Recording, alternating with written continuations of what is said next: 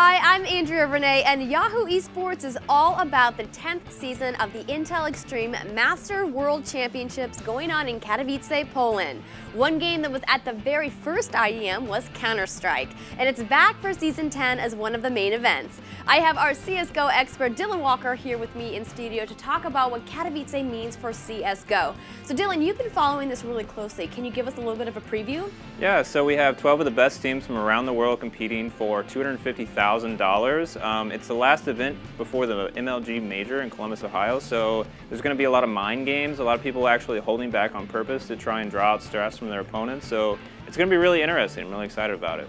Of course, Fnatic is in the competition. I mean, these guys aren't going to lose, right? No, Fnatic's basically got this in the bag. The real conversation here is really the battle for second place.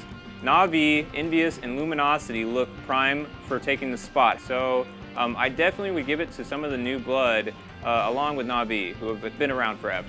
Well, thank you for the update on that, but I wanted to ask you really quickly if we can switch to Heroes of the Storm, because that's also happening at Katowice, and I want to know which European team has the best shot at the money, and more importantly, locking down a spot in the Spring Global Championship. That's really interesting. So Europe has been kind of in a blender recently. They've had a big shuffle at the top between the top 4 teams. On paper, you would probably pick Fnatic to win. They have a lot of really good talent, but they've actually not really gotten the results that they've been looking for since they formed this team. So if I were to pick, I would say that Team Liquid looks very strong right now, as well as Epsilon, who was actually like a surprise team that made it through the very first qualifier over some more well-established teams. So definitely look out for Team Liquid, look out for Fnatic, and look out for Epsilon.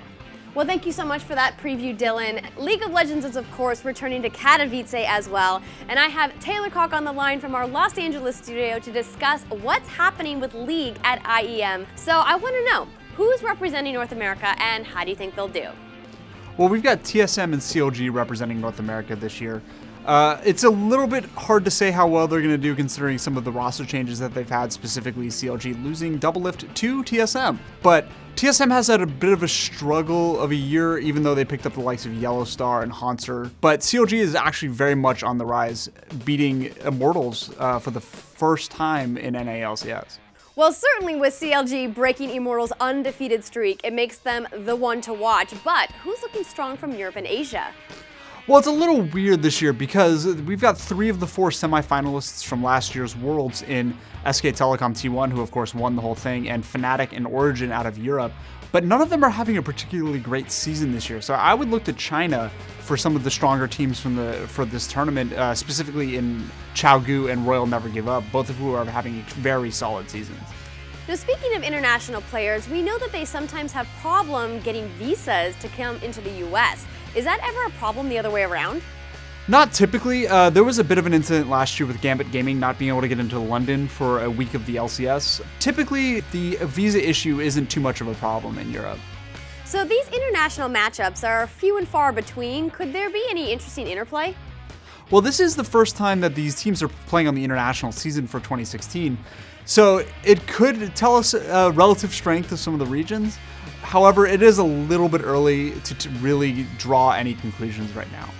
Okay, well, we won't draw any lines in the sand just yet, but I want to know, are there any particular teams that you really want to see go head-to-head in the playoffs?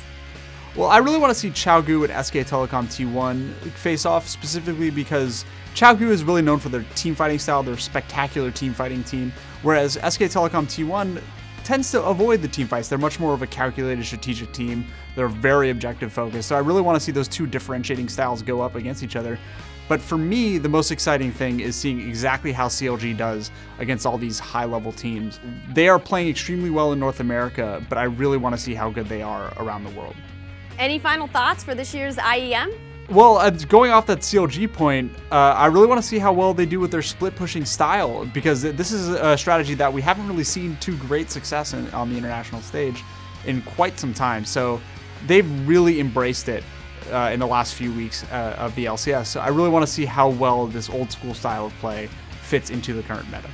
Well, thank you so much for all of the details, Taylor. And it's kind of crazy and great to think that Intel Extreme Masters is already in its 10th season. We'll be following all of the big stories and big games that come out of Poland, so check back with Yahoo Esports, and thanks for watching.